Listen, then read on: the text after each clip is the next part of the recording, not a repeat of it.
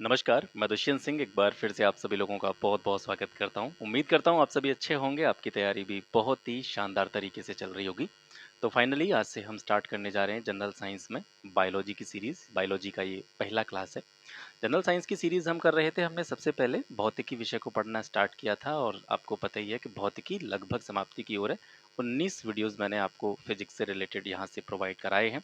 उसमें से 2 क्लासेस और बची हैं, 2 वीडियोज़ आप मान करके चल सकते हैं। उन 2 वीडियोज़ के साथ ही आपका फिज़िक्स जो है वो यहाँ से बिल्कुल कंप्लीट हो जाएगा। आज से हमने स्टार्ट कर दिया है बायोलॉजी वाला पोर्शन और जैसा कि आप सभी जानते हैं कि जितने भी जीएस बेस्ड पेपर हैं जिनमें कि सामान्य अध्ययन प्रमुखता से पूछा जाता है। सामान्य अध्ययन में पिछले कुछ वर्षों में आपने देखा है कि विज्ञान विषय के प्रश्नों की संख्या में निरंतर वृद्धि देखने को मिली है और यह वृद्धि सबसे ज़्यादा विज्ञान की जिस शाखा में देखने को मिली है वो है आपका बायोलॉजी और आपका बॉटनी वाला पोर्शन। इनके सबसे ज़्यादा प्रश्न पूछे जाते हैं और क्योंकि ये अपने आप में थोड़ा सा बड़ा विषय है तो इसको हमें थोड़ा सा अच्छी तरीके से पढ़ना है, विस्तार से पढ़ना है, चीज़ों को समझना है।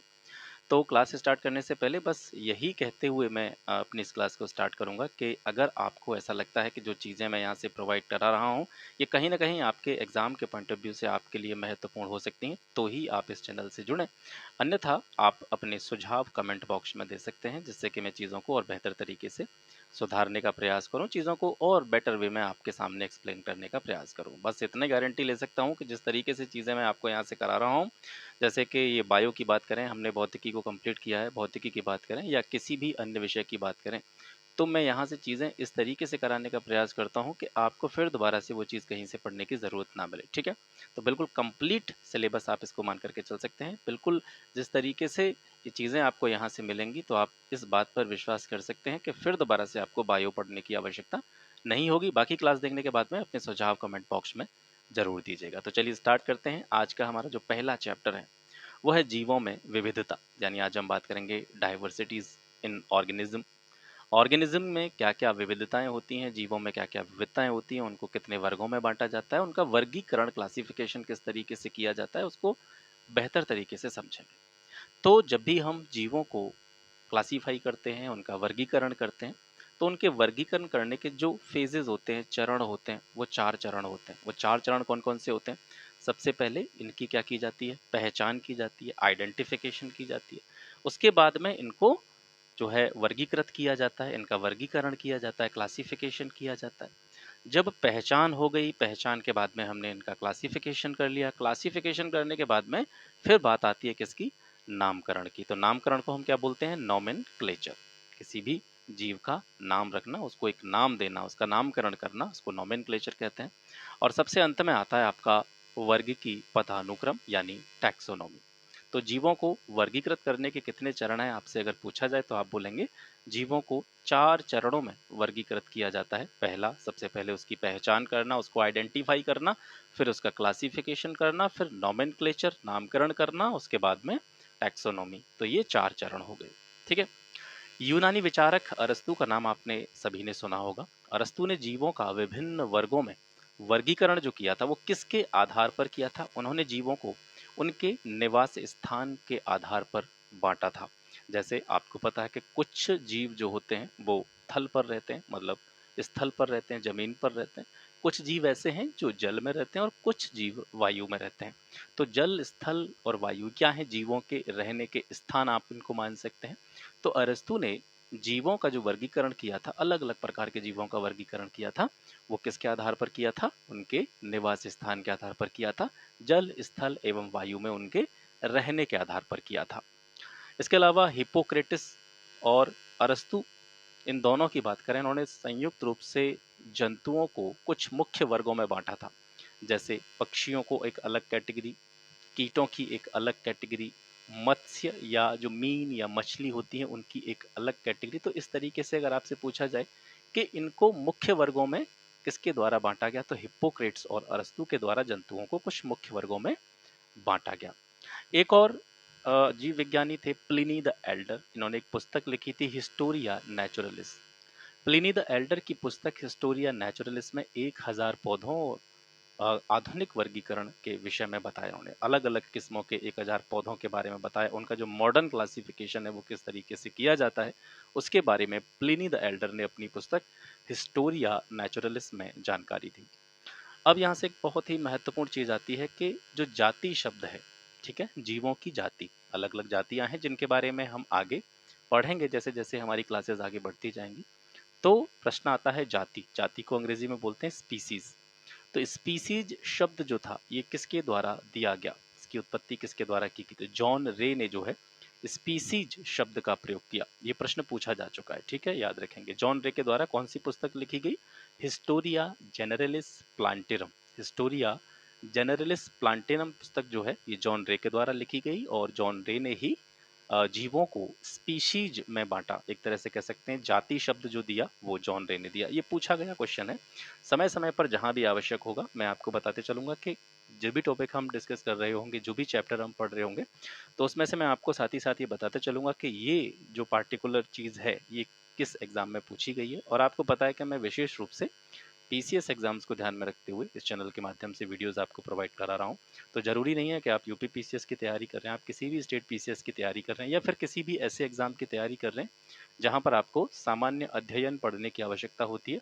तो मैं ये नहीं कहूँगा कि मैं क्या पढ़ाता हूँ, किस तरीके से पढ़ाता हूँ, बस इतना कहूँगा कि एक बार चैनल को विजिट जरूर कीजिएगा। अ, बहुत सारी महत्वपूर्ण चीज़ें मैंने इस चैनल पर डाली हुई हैं और सारी की सारी कंप्लीट हैं। ऐसा नहीं है कि किसी भी तरीके से कोई सब्जेक्ट पढ़ाया और उसको 1-2 क्वेश्चन आपको कराए या 10-5 क्वेश्चन कराए।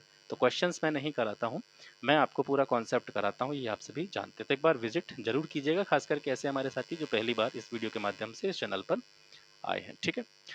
वर्गीकरण समूहों की पदानुक्रमित संरचना के बारे में देखते हैं। पदानुक्रमित संरचना का मतलब है हिरार्की, ठीक है, उनका जो क्रम है कि जैसे हम जीवों का वर्गीकरण करते हैं, जीवों का क्लासिफिकेशन करते हैं, तो क्लासिफिकेशन का सबसे बड़ा वर्ग कौन सा होता है, सबसे छोटी इकाई इसकी सबसे स्मॉल यूनिट कौन सी होती है, उसके बारे में देखते हैं। तो ये देखिए ये क्रम इस तरीके से चलता है, जैसे आपको ये एरो लगा हुआ दिख रहा होगा, निम्नतम से उच्चतम की ओर हम अगर जाएं, ठीक है, यानी छोटी यूनिट से लेकर के बड़ी यूनिट की तरफ जाएं, तो सबसे छोटी यूनिट जो होती है वर्गीकरण में, क्लासिफिकेशन में, वो होती है जाति। जाति को क्या बोलते हैं हम? स्पीसीज बोलते हैं, जिसके बारे में भी हम चर्चा कर रहे थे। जॉन रे ने ये शब्द दिया था जाति। जाति के बाद में इससे बड़ी जो यूनिट होती है वर्गीकरण की वो होती है वंश, जेनस। वंश के बाद में आता है कुल यानी फैमिली। कुल के बाद में आता है आपका गण यानी ऑर्डर। ऑर्डर के बाद में आपकी अगली यूनिट आती है जो गण से बड़ी होती है, वर्ग यानी क्लास। और क्लास के बाद में आता है संघ, ठीक है, संघ को अंग्रेजी में बोलते हैं फाइलम। तो यहाँ पर आपको ध्यान ये देना है कि संघ शब्द जो यूज होता है वो जंतुओं के संबंध में यूज किया जाता है। पौधों की अगर बात करें तो उसमें हम डिवीजन यूज करते हैं, विभाग यूज करते हैं, ठीक है। और अगर हायरार्की में देखा जाए, यानी जो क्रमबद्धता है इसकी निम्नतम से उच्चतम की ओर, उसमें जो है जो स्थान संघ का है वही स्थान विभाग का है या डिवीजन का है। और सबसे बड़ी यूनिट जो होती है वर्गीकरण की वो होती है जगत, किंगडम, ठीक है। अब इन्हीं चीज़ों के बारे में हम यहाँ पर डिस्कस करेंगे। अलग अलग पौधों की प्रजातियाँ, अलग अलग आपके जंतुओं के जो वर्ग हैं उनके बारे में पढ़ेंगे और जानेंगे कि कहाँ कहाँ से प्रश्न गत वर्ष की परीक्षाओं में पूछे गए हैं और आगामी परीक्षाओं में भी पूछे जा सकते हैं। तो एक प्रश्न जो है, ये स्लाइड जो आपको नजर आ रही है स्क्रीन पर, यहाँ से कई बार पूछा गया है कि जंतुओं का 5 जगत में वर्गीकरण किसके द्वारा किया गया था। ये आपने देखा होगा, अगर आपने प्रीवियस ईयर क्वेश्चंस लगाए होंगे तो आपको इस बात के बारे में जानकारी होगी कि ये प्रश्न काफी बार पूछा गया अलग अलग एग्जाम में, ठीक है, कि 5 जगत वर्गीकरण किसके द्वारा किया गया। तो विटेकर के द्वारा किया गया था, आप जानते हैं। तो 5 जगत मतलब पूरे जंतुओं को 5 अलग अलग कैटेगरीज में बांट दिया, इस तरीके से आप इसको समझ सकते हैं। तो ये वर्गीकरण की क्या है, अलग अलग पद्धतियां हैं, अलग अलग सिस्टम्स हैं, जिसमें से पहला आता है आपका 2 जगत वर्गीकरण, दूसरा है 3 जगत वर्गीकरण, एक आपका 4 जगत में वर्गीकरण आता है, एक 5 जगत में वर्गीकरण आता है। अब ये वर्गीकरण किस किस तरीके से होता है, पहले बात करते हैं हम 2 जगत वर्गीकरण की।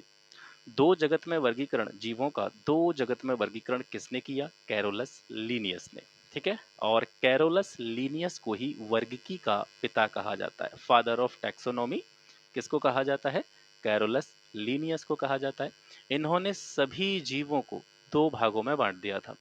2 भागों में कैसे बांटा भाई? एक साइड में इन्होंने कर दिए जंतु जंतु जितने भी हैं, और एक साइड में कर दिए पौधे पादप वनस्पतियां। तो ये 2 कैटेगरीज इन्होंने बनाई कि जितने भी जीव जिनमें जीवन है, ठीक है, उनको 2 कैटेगरीज में इन्होंने डिवाइड कर दिया, एक कैटेगरी जंतुओं की, एक कैटेगरी पादपों की। तो ये 2 जगत में इन्होंने सभी जीवों को बांट दिया।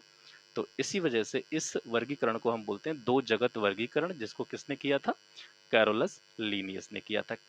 कैरोलस लीनियस ने एक पुस्तक भी लिखी थी जो कि काफी बार पूछी गई है, सिस्टेमा नेचुरी। सिस्टेमा नेचुरी किसकी पुस्तक है? कैरोलस लीनियस की पुस्तक है, याद रखेंगे। ये दो जगत हो गया।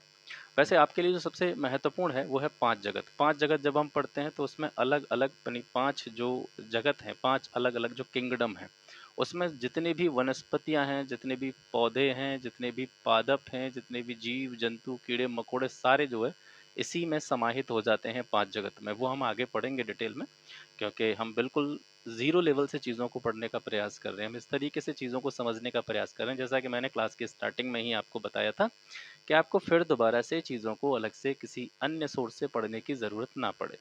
और मैं यहाँ तक कहूँगा कि बहुत से लोग सलाह देते हैं कि साइंस या जीएस की जितनी भी सब्जेक्ट्स हैं उनका बेस बनाने के लिए आपको सबसे पहले एनसीईआरटी की पुस्तकों का अध्ययन करना चाहिए। तो मैं आपको यहाँ से ये विश्वास भी दिलाता हूँ कि ये सीरीज़ अगर आप करते हैं तो आपको एनसीईआरटी पढ़ने की ज़रूरत नहीं पड़ेगी, क्योंकि ये सीरीज़ अपने आप में एनसीईआरटी पर ही बेस्ड है। ठीक है।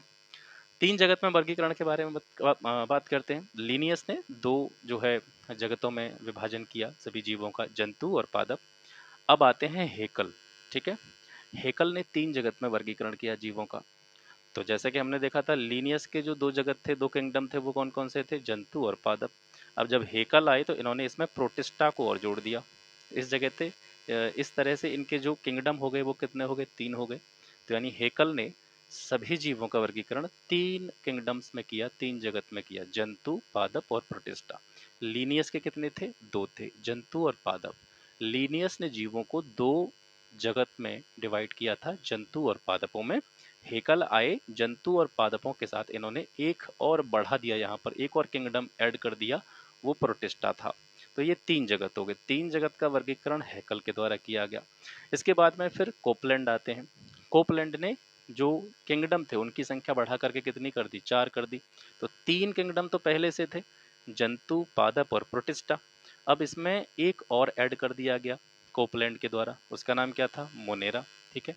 तो अब कोपलैंड का जो चार जगत वर्गीकरण है उसमें सभी जीवों को जो है चार अलग अलग किंगडम्स में बांटा गया। वो चार अलग अलग किंगडम्स कौन कौन से? जंतु हो गए, पादप हो गए, प्रोटिस्टा हो गया और मोनेरा हो गया। इसके बाद में विटेकर आते हैं। विटेकर ने पिछले जो चार जगत थे उसमें एक जगत, एक किंगडम और ऐड कर दिया, और वो था कवक। ठीक है। तो इस तरह हम कह सकते हैं कि विटेकर का जो पांच जगत वर्गीकरण है इसमें कौन कौन से किंगडम आते हैं? एक आपका जंतु हो गया, एक आपका पादप हो गया, प्रोटिस्टा हो गया, मोनेरा हो गया, और मोनेरा के साथ में विटेकर ने कवक को भी ऐड कर दिया। तो मुख्य रूप से हमारे इस चैप्टर का जो आधार रहेगा, जिसके बारे में हम पढ़ेंगे, जिसके बारे में हम विस्तार से चर्चा करेंगे, वो रहेगा विटेकर का पांच जगत वर्गीकरण, और यही आपके लिए सबसे ज्यादा महत्वपूर्ण भी है। ठीक है। अब यहाँ से एक और महत्वपूर्ण चीज आती है। जैसे आपने देखा होगा, अलग अलग प्रजातियों के पौधे हो गए, अलग अलग प्रजातियों के जीव हो गए, जंतु हो गए, उनका एक साइंटिफिक नेम होता है, उनका एक वैज्ञानिक नेम होता है। ठीक है। और वैज्ञानिक नाम से जुड़े हुए प्रश्न भी अक्सर परीक्षाओं में पूछे जाते रहे हैं। तो द्विनाम पद्धति इसको हम कहते हैं, जिसमें किसी भी जीव का, चाहे वो पादप है चाहे वो जंतु है, उसका एक नाम दिया जाता है, साइंटिफिक नेम रखा जाता है। तो उस पद्धति को हम द्विनाम पद्धति के नाम से जानते हैं। इसमें मुख्य रूप से किसी भी पादप या किसी भी जंतु के वंश और उसकी जाति का ध्यान रखा जाता है। मुख्य रूप से ये जो नाम होता है द्विनाम पद्धति, द्विनाम पद्धति इसको कहते ही इसलिए है क्योंकि इसमें जो साइंटिफिक नेम होता है वो दो पार्ट्स में डिवाइड होता है। एक वंश होता है और दूसरा वाला जो पार्ट होता है वो जाति को रिप्रेजेंट करता है। तो जब भी हम किसी भी जीव का या किसी भी पादप का साइंटिफिक नेम लिखते हैं, वैज्ञानिक नाम लिखते हैं, तो उसमें जो वंश का नाम होता है वो हमेशा कैपिटल लेटर से स्टार्ट होता है, जाति का नाम जो होता है वो हमेशा अंग्रेजी के स्मॉल लेटर से स्टार्ट होता है, और जो भी पूरा का पूरा साइंटिफिक नेम है उसको हम इटैलिक फॉर्म में लिखते हैं। इटैलिक फॉर्म का मतलब अक्षरों को थोड़ा सा तिरछा, जैसे मैं यहाँ पे अपना नाम लिखूं तो मैं इस तरीके से भी लिख सकता हूँ। ठीक है। मैंने इस तरीके से भी लिख दिया तो एक सिंपल फॉर्म हो गया। अगर इसको मैं इटैलिक फॉर्म में लिखूंगा तो इस तरीके से थोड़ा तिरछा लिखूंगा। ठीक है। ठीक है। तो ये जो है क्या है आपका इटैलिक फॉर्म में। तो जितने भी साइंटिफिक नेम होते हैं उनको हम इटैलिक फॉर्म में लिखते हैं। और दूसरा याद रखेंगे, वंश का नाम पहले आता है, जाति का नाम पीछे आता है। और वंश का नाम हमेशा कैपिटल लेटर से स्टार्ट होता है, जाति का नाम हमेशा स्मॉल लेटर से स्टार्ट होता है। तो यहाँ पर कुछ जंतुओं के कुछ वैज्ञानिक नाम दे रखे हैं जिनके बारे में आपको पता होना चाहिए, बड़े सामान्य से हैं और काफ़ी सारे नामों के बारे में आप पहले से परिचित भी होंगे। तो एक बार इनको देख लेते हैं। हम मानव हैं और मानव का जो साइंटिफिक नेम होता है वो होमो सेपियंस होता है। क्या होता है? होमो सेपियंस जो है कहा जाता है। होमो क्या है? होमो यहाँ पर वंश को प्रेजेंट कर रहा है। होमो का मतलब क्या है?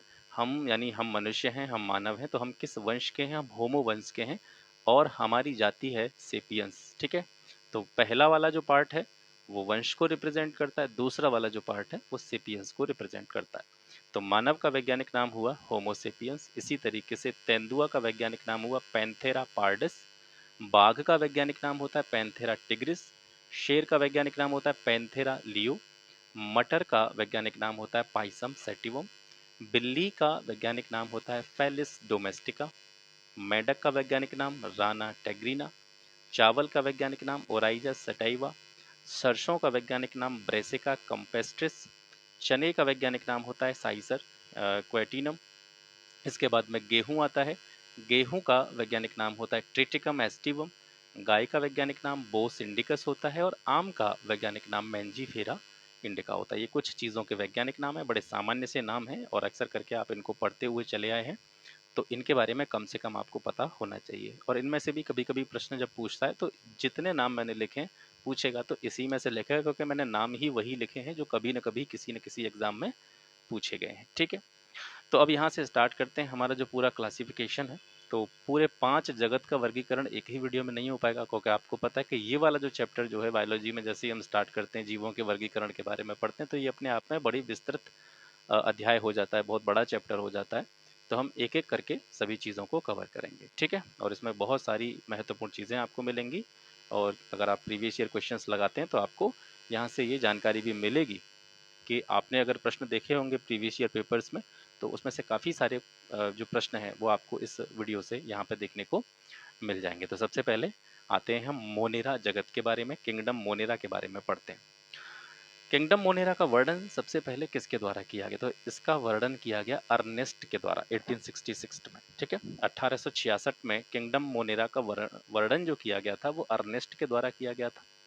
मोनेरा जगत में जो जीव आते हैं वो स्पेशली कैसे होते हैं? एक कोशिकीय प्रोकैरियोटिक जीव होते हैं। एक कोशिकीय प्रोकैरियोटिक जीव होते हैं। प्रोकैरियोटिक का अपने आप में मतलब ही यही है कि ऐसे जीव जिनमें एक कोशिका पाई जाती है। ठीक है। ये दो तरह के कैटेगरी में इसको हम बांट सकते हैं। एक प्रोकैरियोटिक होते हैं, एक यूकैरियोटिक होते हैं। यूकैरियोटिक बहुकोशिकीय जीवों को रिप्रेजेंट करता है।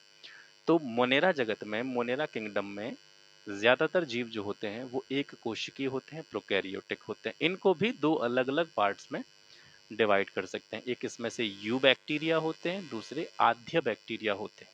ठीक है। यू बैक्टीरिया और आद्य बैक्टीरिया। मोनेरा जगत के एक कोशिकीय जीवों का यू बैक्टीरिया और आद्य बैक्टीरिया में जो विभाजन किया गया वो किसके द्वारा किया गया? वैज्ञानिक वॉइस के द्वारा किया गया, याद रखेंगे। प्रमुख रूप से मोनेरा जगत में हमने यहाँ पे चर्चा की है कि इसमें एक कोशिकीय प्रोकैरियोटिक जीव होते हैं। तो इसके कुछ उदाहरण, जीवाणु जितने होते हैं, बैक्टीरिया जो होते हैं वो क्या होते हैं? मोनेरा जगत के अंतर्गत आते हैं। नीले हरे शैवाल भी मोनेरा जगत के अंतर्गत आते हैं। माइकोप्लाज्मा ये भी मोनेरा किंगडम के अंतर्गत ही आता है। ठीक है। लक्षण क्या है किंगडम मोनेरा के? किंगडम मोनेरा में जितने भी जीव पाए जाते हैं उनके क्या कैरेक्टरिस्टिक्स हैं, विशेषताएं क्या हैं, लक्षण क्या हैं उनके? तो यहाँ से आप देखेंगे इनमें मोनेरा जगत के जितने भी जीव होते हैं इसमें कोशिका भित्ति नहीं होती है। केंद्रक कला भी इनमें अनुपस्थित होती है, केंद्रिका भी इनमें अनुपस्थित होती है। हाँ, कुछ इसके अपवाद भी हैं। कुछ ऐसे जीव हैं जिनमें कोशिका भित्ति पाई जाती है, लेकिन एक बड़े लेवल पर देखा जाए, एक बड़े एस्पेक्ट पर देखा जाए तो मोनेरा जगत के जीवों में कोशिका भित्ति नहीं पाई जाती है। इसमें जो जनन होता है, रिप्रोडक्शन जो होता है, यानी अपनी ही जैसी दूसरी संतति उत्पन्न करने की जो प्रक्रिया है, प्रोसेस है, जनन, रिप्रोडक्शन, प्रजनन, वो किस विधि के द्वारा होता है? तो मोनेरा जगत में जो जनन होता है, प्रजनन होता है, वो विभाजन या विखंडन विधि के द्वारा किया जाता है। ये स्वयंपोषी भी होते हैं और परपोषी भी होते हैं। स्वयंपोषी का मतलब है कि ऐसे जीव जो अपना भोजन स्वयं तैयार करते हैं, अपने आप तैयार करते हैं। और परपोषी जीव वे जीव हैं जो अपना भोजन स्वयं तैयार नहीं करते हैं, अपने भोजन के लिए दूसरे जीवों पर जिनकी निर्भरता होती है। तो मोनेरा जगत में कुछ जीव ऐसे भी हैं जो स्वयंपोषी हैं, कुछ ऐसे भी हैं जो परपोषी हैं। तो स्वयंपोषी कौन है? जैसे जो ब्लू ग्रीन एल्गी होते हैं, हमारे नीले हरे शैवाल, ये स्वयंपोषी होते हैं। जीवाणु या बैक्टीरिया जो होते हैं ये परपोषी होते हैं, ये अपना भोजन स्वयं नहीं बनाते, दूसरे जीवों पर डिपेंड रहते हैं। तो प्रमुख रूप से मोनेरा जगत में जिस चीज को हमको विस्तार से पढ़ना है वो है बैक्टीरिया या जीवाणु। ठीक है, तो जीवाणु के ऊपर बात करते हैं। जीवाणु की खोज किसने करी थी? एंटनी वॉन ल्यूवेनहॉक ने। ठीक है, ल्यूवेनहॉक के द्वारा जीवाणु या बैक्टीरिया की खोज की गई थी 1683 में, 1683 में। लेकिन यहाँ पर एक और प्रश्न बनता है, खोज तो ल्यूवेनहॉक के द्वारा की गई, लेकिन जीवाणु नाम किसके द्वारा दिया गया? जीवाणु नाम दिया गया एहरेनबर्ग के द्वारा। जीवाणु या बैक्टीरिया जो नाम है ये एहरेनबर्ग के द्वारा दिया गया था 1829 में। जीवाणु जो होते हैं, बैक्टीरिया जो होते हैं, ये एक कोशिकीय जीव होते हैं, एक ही कोशिका इनमें होती है और ये लगभग सर्वव्यापी जीव हैं। लगभग हर जगह पर बैक्टीरिया पाए जाते हैं। आपके आसपास की जितनी भी चीजें हैं वहां पर आपको बैक्टीरिया मिलेंगे ही मिलेंगे। ठीक है, अलग अलग आकार होते हैं इनके, विभिन्न आकार में पाए जाते हैं। तो यहाँ पर कुछ आकारों के नाम मैंने लिखे हैं, ये जीवाणुओं के आकार के बारे में ही बात हो रही है। तो कुछ जीवाणु कोकस होते हैं, बैसिलस होते हैं, स्पाइरिलम, विब्रियो, तंतुमय, कलीनुमा और माइसीलियल। अब इनको कैसे आप याद रखेंगे? कोकस जीवाणु जो होते हैं वो बिल्कुल गोलाकार होते हैं, उनकी आकृति ऐसी होती है। जीवाणु जो होगा उसकी आकृति गोलाकार होगी। बैसिलस जो जीवाणु होता है वो सिलेंड्रिकल टाइप का होता है, ये आपको यहाँ पर नजर आ रहा होगा।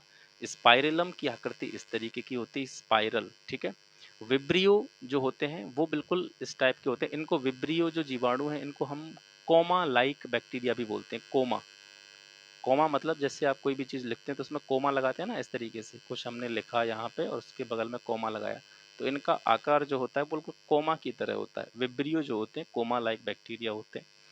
ये जो आकृति आपको दिखाई रही ये जो है तंतुमय बैक्टीरिया को प्रदर्शित कर रही है। कलीनुमा बैक्टीरिया इस तरीके के होते हैं, अलग अलग बर्ड्स जिनमें नजर आएंगे आपको, 3 पार्ट्स इसके नजर आ रहे होंगे, 3 से ज्यादा भी हो सकते हैं।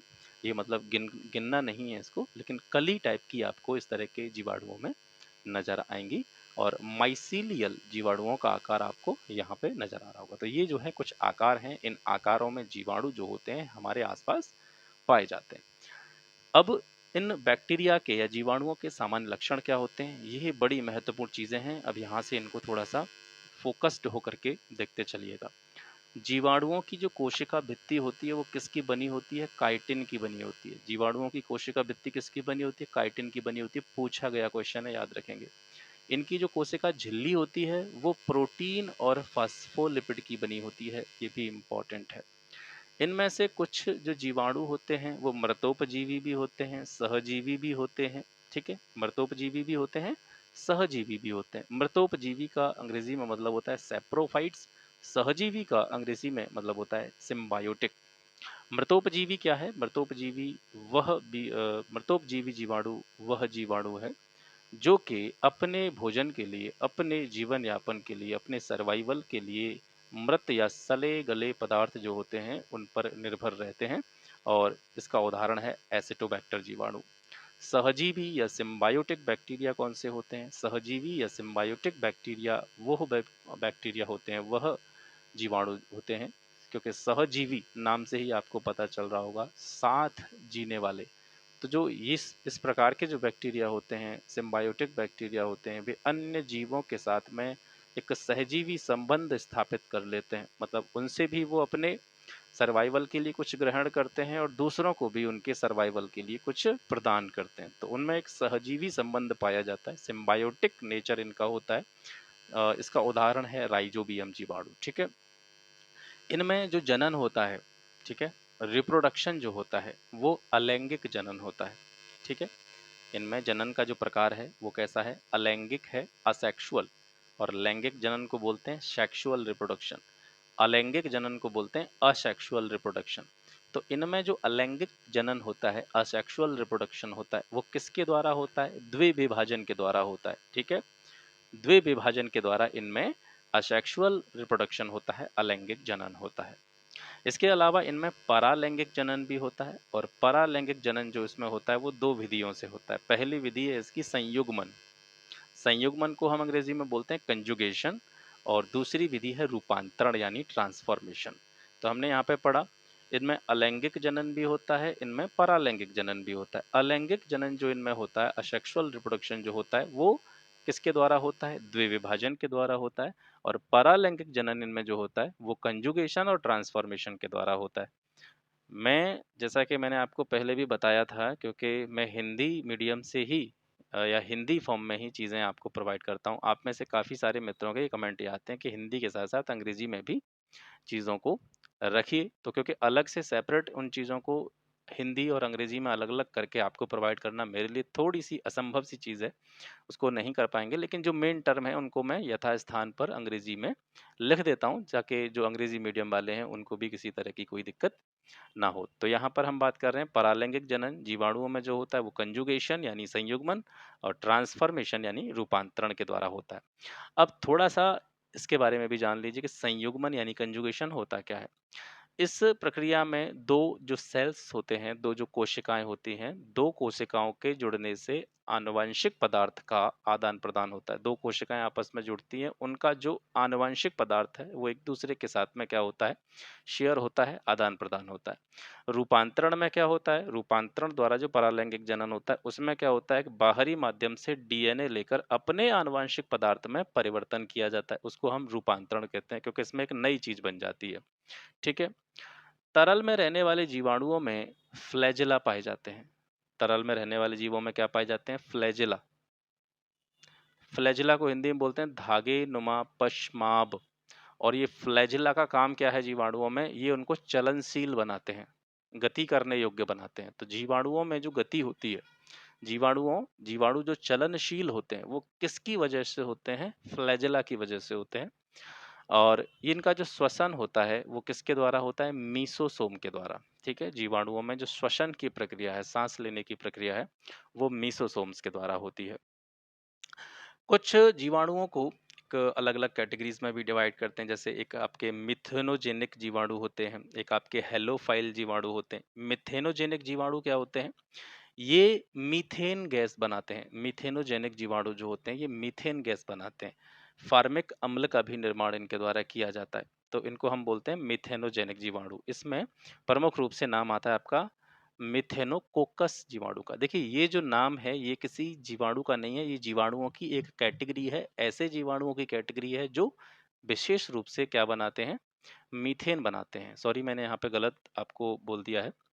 ये जो मीथेन बनाते हैं ये फॉर्मिक एसिड और कार्बन डाइऑक्साइड से मीथेन बनाते हैं। ठीक है, याद रखिएगा, थोड़ा सा करेक्ट करिएगा, हो जाती हैं चीज़ें। तो ये जो मीथेन बनाते हैं ये फॉर्मिक एसिड और CO2 से मीथेन बनाते हैं। तो ये जो मिथेनोजेनिक है ये एक कैटेगरी है, किसी जीवाणु का नाम नहीं है। और मिथेनोजेनिक जीवाणु, जैसा कि नाम से ही आपको पता चल रहा है ये मीथेन बनाते हैं। इस कैटेगरी के जीवाणु का नाम क्या है? मिथेनोकोकस। मिथेनोकोकस जीवाणु जो होता है ये फार्मिक एसिड और CO2 से मीथेन बनाने का काम करता है। हेलोफाइल जीवाणु के बारे में बात करते हैं। हेलोफाइल बैक्टीरिया जो होते हैं ये लवण युक्त माध्यम में निवास करते हैं। लवण युक्त, ठीक है, साल्ट युक्त माध्यम में ये निवास करते हैं, और ये लवण के कलर को चेंज कर देते हैं, भूरा रंग उसको देते हैं। तो लवण का जो भूरा रंग होता है वो हेलोफाइल जीवाणु की वजह से होता है। और इस कैटेगरी का जो जीवाणु है जो कि लवण के रंग को भूरा कर देता है उसका नाम है हेलोकोकस। ठीक है, बीजाणु उत्पन्न करने वाले जीवाणु ग्राम पॉजिटिव होते हैं। बीजाणु उत्पन्न करने वाले जीवाणु कैसे होते हैं? ग्राम पॉजिटिव होते हैं। जो कैसा कलर देते हैं? बैंगनी कलर देते हैं। अब ये पे ग्राम पॉजिटिव क्या है? ग्राम जो होता है, ग्राम स्टेन इसको बोलते हैं, वैसे पूरा नाम इसका ग्राम स्टेन है। ग्राम स्टेन, ग्राम स्टेन क्या होता है? ये एक प्रकार का केमिकल होता है, रसायन होता है। तो ऐसे जीवाणु जो कि ग्राम स्टेन के साथ जिनकी क्रिया कराई जाए या ग्राम स्टेन से इनको संपर्क में लाया जाए तो ये बैंगनी कलर उत्पन्न करें, तो ऐसे जीवाणुओं को हम बोलेंगे ग्राम पॉजिटिव। और जो जीवाणु ग्राम स्टेन के साथ अलग तरह का कलर दें, विशेष रूप से रेड कलर दें, तो उनको बोलेंगे हम ग्राम नेगेटिव जीवाणु। ठीक है। इनकी जो कोशिका भित्ति होती है वो किसकी बनी होती है? म्यूरिन की बनी होती है, याद रखेंगे। किसकी? बीजाणु उत्पन्न करने वाले जो जीवाणु हैं, इनकी जो कोशिका भित्ति होती है वो म्यूरिन की बनी होती है। अब जीवाणुओं के लक्षण आपने पढ़ लिए। अब यहाँ से देखेंगे हम इनका इकोनॉमिक इम्पोर्टेंस क्या है, जीवाणुओं के लाभ क्या है, बैक्टीरिया के इम्पोर्टेंस क्या है, महत्वपूर्ण ये किस किस क्षेत्र में है, उसको देखते हैं। तो देखिए, एक जीवाणु का नाम है एसिटोबैक्टर एसिटाई। एसिटोबैक्टर एसिटाई ये अल्कोहल बनाने में यूज होता है, एसिटिक एसिड बनाने में यूज होता है। इसके अलावा एजिटोबैक्टर, राइजोबियम, नाइट्रोसोमोनास और नाइट्रोकोकस, ये जो जीवाणु हैं ये क्या करते हैं? अमोनियम आयन को नाइट्राइट में बदल देते हैं। एजिटोबैक्टर हो, चाहे आपका राइजोबियम हो, चाहे आपका नाइट्रोसोमोनास हो, नाइट्रोकोकस हो, ये सभी जीवाणु अमोनियम आयंस को नाइट्राइट में बदल देते हैं और इसी वजह से नाइट्रोजन जो है वो मिट्टी से निकल करके पादपों तक पहुंचती है। पौधों को नाइट्रोजन की आवश्यकता होती है और ये नाइट्रोजन वे कहाँ से प्राप्त करते हैं? मिट्टी से प्राप्त करते हैं। और मिट्टी से नाइट्रोजन का पौधों तक पहुंचना ये एजिटोबैक्टर, राइजोबियम, नाइट्रोसोमोनास और नाइट्रोकोकस जैसे जीवाणुओं की सहायता से होता है। तो ये कृषि के क्षेत्र में भी जो है उपयोगी है। मृतोपजीवी जो जीवाणु होते हैं वे क्या करते हैं? पादपों और जंतुओं के मृत शरीर का अपघटन करते हैं। ठीक है, उनको नष्ट करते हैं। बैसिलस वुल्गेरिस जीवाणु जो होता है ये क्या करता है? ये अमीनो एसिड को अमोनिया में परिवर्तित करता है। बैसिलस वुल्गेरिस जीवाणु के द्वारा अमीनो एसिड को अमोनिया में परिवर्तित किया जाता है। क्लोस्ट्रीडियम बोटुलिनम ये भोजन को विषाक्त करता है। ये एक नेगेटिव इसका इम्पैक्ट है, यानी भोजन की जो विषाक्तता होती है, भोजन विषाक्त हो जाता है, खराब हो जाता है, तो वो किसके द्वारा होता है? क्लोस्ट्रीडियम बोटुलिनम के द्वारा होता है। और भोजन का विषाक्त होना उसको क्या बोलते हैं? बोटुलिज्म बोलते हैं। ठीक है। थायोबैसिलस डिनाइट्रीफिकेशन ये जो है ये मृदा का विनाइट्रीकरण करते हैं। मृदा का विनाइट्रीकरण करने का मतलब क्या है? मिट्टी में जो नाइट्रेट उपस्थित होते हैं उस नाइट्रेट को ये नाइट्रोजन गैस में परिवर्तित कर देते हैं। तो मिट्टी से जो नाइट्रोजन होती है वो निकल जाती है, तो ये मृदा का क्या हो जाता है? विनाइट्रीकरण हो जाता है। इसके बाद में आता है डिसल्फोविब्रियो डिसल्फ्यूरिकेंस। डिसल्फोविब्रियो डिसल्फ्यूरिकेंस ये मृदा का विसल्फीकरण करते हैं। जैसे ऊपर आपने पढ़ा, मृदा का विनाइट्रीकरण किसके द्वारा किया गया? थायोबैसिलस डिनाइट्रीफिकेंस के द्वारा मृदा का विनाइट्रीकरण किया गया। और डिसल्फोविब्रियो डिसल्फ्यूरिकेंस के द्वारा मृदा का विसल्फीकरण किया जाता है। तो मृदा में जो सल्फेट होते हैं, मृदा सल्फेट जो होते हैं, ये किस में परिवर्तित कर देते हैं? उसको हाइड्रोजन सल्फाइड में परिवर्तित कर देते हैं। ठीक है। माइकोप्लाज्मा के बारे में पढ़ते हैं। माइकोप्लाज्मा को सूक्ष्म जीव विज्ञान का जोकर भी कहा जाता है, उपनाम इसको दे दिया गया है। माइकोप्लाज्मा को सूक्ष्म जीव विज्ञान का जोकर भी कहा जाता है। खोज किसने करी थी इसकी? नोकार्ड रोक्स ने करी थी 1898 में। माइकोप्लाज्मा में कोशिका भित्ति नहीं होती है, कोशिका भित्तिहीन होते हैं, अचलनशील, गति नहीं करते हैं, आकार ये अपना बदल सकते हैं और प्रोकैरियोटिक जीव है, यानी इनमें कोशिका एक होती है, एक कोशिकीय जीव है। इसमें डीएनए और आरएनए, ठीक है, डीऑक्सी न्यूक्लियो एसिड और ribo nucleic acid, deoxy ribo nucleic acid और राइबो न्यूक्लिक एसिड दोनों ही इसमें प्रेजेंट होते हैं माइकोप्लाज्मा में। और माइक्रोप्लाज्मा शब्द का प्रयोग सबसे पहले किसने किया था? ये एल्बर्ट फ्रैंक के द्वारा किया गया था 1889 में। और इनको ये जो नाम दिया गया माइको, जहां पर माइको शब्द आता है वो कहीं ना कहीं कवक की तरफ जाता है। ठीक है, कवक की तरफ इशारा करता है। तो शुरुआत में जब इसका नामकरण किया गया था तो शुरुआत में इसको कवक की तरह ही माना जाता था। जब एल्बर्ट फ्रैंक ने माइकोप्लाज्मा शब्द का प्रयोग किया तो माइकोप्लाज्मा वहां पर किस चीज को रिप्रेजेंट कर रहा था? किसी कवक को रिप्रेजेंट कर रहा था, फंजाई को रिप्रेजेंट कर रहा था। तो स्टार्टिंग में इनको कवक की तरह माना गया और कवक की तरह समझकर ही इनको ये नाम दिया गया। लेकिन बाद में जैसे जैसे चीज़ें और ज़्यादा क्लियर हुई और ज़्यादा इन पर रिसर्च हुई तो उसके बाद में पता चला ये एक प्रकार के जीव होते हैं, तो इनको जीव के रूप में स्थापित कर दिया गया। ठीक है। माइकोप्लाज्मा को पीपीएलओ भी कहा जाता है। पीपीएलओ का मतलब है pleuro pneumonia like organism. Pleuro pneumonia like organism, संक्षेप में इसको पीपीएलओ कहते हैं। तो ये माइकोप्लाज्मा को ही कहा जाता है। आर्की बैक्टीरिया, आर्कीबैक्टीरिया पुरातन जीवाणु है, बहुत पुराने जीवाणु है। मतलब हजारों वर्षों से ये जो है पृथ्वी पर मौजूद हैं आर्कीबैक्टीरिया। ये प्रतिकूल वातावरण में रह सकते हैं, कैसा भी वातावरण इनको दे दिया जाए, ये हर वातावरण में रह सकते हैं। ये 3 प्रकार के होते हैं आर्कीबैक्टीरिया, एक मीथेनोजेंस, ठीक है, दूसरे हेलोफाइल्स और तीसरे थर्मोएसिडोफाइल्स। मीथेनोजेंस वे आर्कीबैक्टीरिया होते हैं जो मीथेन का उत्पादन करते हैं, मीथेन का प्रोडक्शन करते हैं। हेलोफाइल्स वे आर्कीबैक्टीरिया हैं जो कि समुद्री जीवाणुओं के रूप में जाने जाते हैं। और थर्मो एसिडोफाइल्स जो हैं ये सल्फर जीवाणुओं के रूप में जाने जाते हैं। अब इसमें से एक इम्पॉर्टेंट आपका पॉइंट आता है पाश्चराइजेशन ऑफ मिल्क, दूध का पाश्चुरीकरण। ये सिद्धांत जो था ये लुई पाश्चर के द्वारा दिया गया और ये पाश्चराइजेशन पर कई बार क्वेश्चन पूछा गया है। इसमें क्या होता है, 2 तरह की क्रियाएं होती हैं। दूध का जब पाश्चराइजेशन करा जाता है तो इसमें 2 तरह की क्रिया होती हैं। पहली क्रिया क्या है कि दूध को कम तापमान पर ज़्यादा समय तक उबालते रहें, और दूसरी प्रोसेस है इसकी कि उसको हाई टेम्परेचर पर कम समय तक प्रोसेस करें, कम समय तक इसको उबालें। तो यहाँ से जो प्रश्न पूछा जाता है वो टेम्परेचर के बारे में पूछा जाता है कि जब भी हम दूध का पाश्चराइजेशन करते हैं तो टेम्परेचर क्या होता है और कितनी देर तक दूध को उबाला जाता है। तो इसकी जो पहली वाली प्रक्रिया है, कम तापमान पर अधिक समय तक इसको उबाला जाए, तो वहाँ पर इसका जो टेम्परेचर रखेंगे 65 डिग्री सेल्सियस रखेंगे, और 65 डिग्री सेल्सियस टेम्परेचर पर इसको लगभग 30 मिनट जो है उबाला जाता है। उसके बाद में फिर एकदम से ठंडा इसको किया जाता है, तो दूध का पाश्चराइजेशन हो जाता है।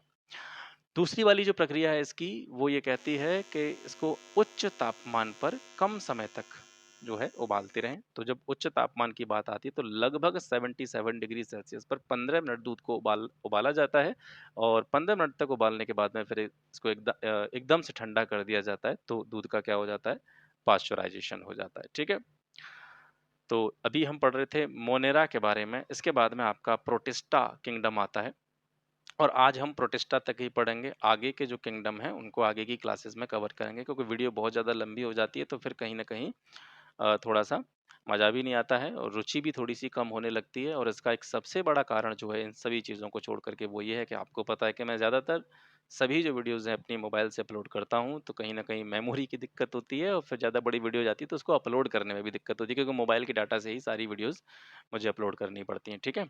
तो प्रोटेस्टा जगत यानी किंगडम प्रोटेस्टा के बारे में पढ़ रहे हैं। इसका वर्णन किया गया प्रमुखता से हेकल के द्वारा 1886 में। लक्षण क्या है इसका? तो पहला लक्षण देखेंगे इसका, सेल स्ट्रक्चर, कोशिका की जो संरचना होती है वो कैसी होती है। इसमें कोशिका झिल्ली पाई जाती है, कोशिका भित्ति पाई जाती है, और प्रोटिस्टा जगत के जीवों की जो कोशिका भित्ति होती है वो सेलुलोज, प्रोटीन और सिलिका के द्वारा बनी हुई होती है। कोशिका भित्ति जो इनकी होती है सेल्यूलोज, प्रोटीन और सिलिका के द्वारा बनी होती है। कोशिकांगों के बारे में बात करें तो इनमें कोशिकांग पाए जाते हैं जो कि झिल्ली युक्त होते हैं। इनमें चलनशील अंग पश्माब और कशाभिका भी पाए जाते हैं। पश्माब और कशाभिका को हम अंग्रेजी में क्या बोलेंगे? पश्माब को बोलते हैं सीलिया, कशाभिका को बोलते हैं फ्लैजेला। और सीलिया और फ्लैजेला जो हैं इन प्रोटिस्टा जगत के जीवों को एक तरह से कह सकते हैं गति करने में सहायता प्रदान करते हैं। लैंगिक और अलैंगिक, असेक्सुअल और सेक्सुअल दोनों प्रकार का रिप्रोडक्शन प्रोटिस्टा जगत के जीवों में होता है। ये स्वयं पोषी भी हो सकते हैं, विषम पोषी भी हो सकते हैं, ऑटोट्रोपिक भी हो सकते हैं, हेटेरोट्रोपिक भी हो सकते हैं। ये इनके जो है कुछ सामान्य लक्षण है। कुछ महत्वपूर्ण बिंदु यहाँ से देखते हैं। अच्छा, इनसे पहले हम प्रोटिस्टा जगत के वर्गों के बारे में और थोड़ा सा देख लेते हैं। प्रोटिस्टा जगत के मुख्य रूप से 3 वर्ग होते हैं। पहला वर्ग है इनका प्रकाश संश्लेषी, दूसरा है अपघटनी और तीसरा है प्रोटोजोआ। तो प्रकाश संश्लेषी जो आपके प्रोटोजोआ होते हैं, प्रोटिस्टा सॉरी, प्रकाश संश्लेषी जो प्रोटिस्टा होते हैं उनको बोलते हैं फोटोसिंथेटिक प्रोटिस्टा। इनमें प्रमुख रूप से क्या आते हैं? शैवाल आते हैं, ठीक है, और शैवाल आते हैं जिनमें क्या पाया जाता है? हरित लवक पाया जाता है, क्लोरोप्लास्ट पाया जाता है। शैवाल जो है नीले हरे रंग के होते हैं, और हरे रंग के जो भी पादप वगैरह होते हैं, चीज़ें होती हैं, उनमें क्लोरोप्लास्ट देखने को मिलता है जो कि उनके कलर को हरा करता है। तो जो शैवाल होते हैं उनमें हरित लवक पाया जाता है, और ये शैवाल जो हैं ये प्रकाश संश्लेषी प्रोटिस्टा के अंतर्गत आते हैं। जैसे कि इसमें एग्जाम्पल के तौर पे देखें तो यूग्लिना जो है ये प्रकाश संश्लेषी प्रोटिस्टा है। डाइनोफ्लैजिलेट्स जो है ये भी प्रकाश संश्लेषी प्रोटिस्टा है। अपघटनी प्रोटिस्ट डिकम्पोजस, तो ये ऐसे प्रोटिस्टा होते हैं जो सड़े गले पदार्थों पर जीवित रहते हैं। इनमें हरित लवक नहीं होता है, क्लोरोप्लास्ट नहीं होता है, अनुपस्थित होता है। और इसका एक उदाहरण है स्लाइम मोल्ड्स। स्लाइम मोल्ड्स जो है ये एक अपघटनी प्रोटिस्ट है। प्रोटोजोआ प्रोटिस्ट ये क्या होते हैं? ये प्रथम जंतु हैं जो मृदा में अधिकतर पाए जाते हैं। मिट्टी में जो है ज़्यादातर ये देखने को मिलते हैं और इनके एग्जाम्पल हैं पैरामीशियम और अमीबा। ये प्रोटोजोआ प्रोटिस्ट के अंतर्गत आते हैं। आपके एग्जाम के पॉइंट ऑफ व्यू से कुछ महत्वपूर्ण चीज़ें जो कि प्रोटिस्टा जगत के जीवों से जुड़ी हुई हैं। लकड़ी खाने वाले जानवर जो होते हैं, ठीक है? जो लकड़ी खाते हैं उनको टर्माइट बोलते हैं। तो लकड़ी खाने वाले जो जीव होते हैं उनमें सेलुलोज को पचाने वाले एंजाइम पाए जाते हैं। लाल ज्वर के नाम आपने सुना होगा। लाल ज्वर जो है ये प्रोटोजोआ के कारण होता है और इस प्रोटोजोआ का नाम है गोनियोलेक्स। गोनियोलेक्स प्रोटोजोआ के कारण लाल ज्वर जो है हो जाता है। डायरिया अमीबा के कारण होता है। मलेरिया प्लाज्मोडियम परजीवी के कारण होता है। अब ये सामान्य सी जानकारियां हैं। रोगों के बारे में अलग से एक चैप्टर आएगा, ठीक है? आप ये मत समझिएगा ये रोग भी मैंने यहाँ पे खत्म कर दिए, क्योंकि वर्गीकरण के बारे में पढ़ रहे हैं तो छोटी छोटी बड़ी कॉमन सी चीजें हैं उन्हीं को मैं यहाँ पर डालूंगा, क्योंकि जो डिजीज वाला चैप्टर है वो अपने आप में एक अलग चैप्टर हो जाता है। तो वहां पर सारी बीमारियों के बारे में, कवक से कौन कौन सी बीमारियां होती हैं, ठीक है, बैक्टीरिया से कौन-कौन सी होती हैं, वायरस से कौन-कौन सी होती हैं, वो सब हम अलग पढ़ेंगे एक अलग चैप्टर में। तो डायरिया अमीबा के कारण होता है, मलेरिया प्लाज्मोडियम, निद्रा रोग जो होता है ये ट्रिपैनोसोमा के द्वारा होता है। क्लोरेला के बारे में बात करते हैं। क्लोरेला एक कोशिकीय अचलनशील शैवाल होता है। क्लोरेला एक कोशिकीय अचलनशील, यानी इसमें पश्माव और कशाभिका नहीं पाए जाते हैं जो इसको चलने में सहायता प्रदान करें, तो ये अचलनशील होता है क्लोरेला। और विशेष रूप से ये जैविक अनुसंधान में अत्यंत उपयोगी है। क्लोरेला में हाई प्रोटीन होता है, इस वजह से इसको जो अंतरिक्ष यात्री होते हैं वो भी अपने भोजन में यूज करते हैं, ठीक है? वो आगे हम बात करेंगे। केल्प केल्प जो होता है इसको भोजन के रूप में खाया जाता है। ये भी प्रोटिस्टा ही है और केल्प प्रोटिस्टा को भोजन के रूप में यूज किया जाता है क्योंकि इसमें प्रमुखता से सोडियम, पोटेशियम और आयोडीन प्रचुर मात्रा में होता है। ये बहुकोशिकीय होता है, याद रखेंगे। केल्प जो होता है ये बहुकोशिकीय होता है। प्रोटिस्टा जगत जो है, जिस प्रोटिस्टा जगत की, प्रोटिस्टा किंगडम की बात हम कर रहे हैं, प्रोटिस्टा जगत जो है ये पादप जंतु और कवक जगत, ये तीन अलग अलग जगतों के नाम मैंने बताए। पादप जगत, जंतु जगत और कवक जगत, इन तीनों जगतों के बीच की एक कड़ी के रूप में कार्य करता है। वो क्या है? प्रोटिस्टा जगत, ठीक है? तो यहाँ पर हमने मोनेरा और प्रोटिस्टा के बारे में पढ़ लिया है। आगे के जो किंगडम्स हैं उनके बारे में अगली क्लासेस में डिस्कस करेंगे। और आज थोड़ा-सा गले में थोड़ी-सी दिक्कत थी, इस वजह से आपको थोड़ी-सी आवाज़ ऐसी ही आ रही होगी, ठीक है? बाकी क्लास आपको कैसा लगा, क्लास का कंटेंट कैसा लगा, ये ज़रूर आप अपने कमेंट जो है, अपने सुझाव जो हैं, वो कमेंट सेक्शन में ज़रूर छोड़िएगा, ताकि उनको देख कर के अगर आप वो पॉजिटिव होते हैं, सकारात्मक होते हैं, तो कहीं न कहीं एक ये खुशी की बात होती है कि कहीं न कहीं काम सार्थक हो रहा है। और कुछ सुधार की आवश्यकता है या कुछ चीज़ों में कहीं न कहीं इम्प्रूवमेंट की ज़रूरत है, तो उसके संबंध में भी अगर आप अपने सुझाव कमेंट सेक्शन में छोड़ेंगे, तो उन पर निश्चित तौर पर जो है काम किया जाएगा और आपको अच्छी से अच्छी चीज़ें प्रोवाइड कराने पर विचार किया जाएगा, ठीक है? तो आज के लिए बस इतना ही, मिलते हैं आपसे फिर एक नेक्स्ट वीडियो में एक नए टॉपिक के साथ में, तब तक के लिए नमस्कार, जय हिंद।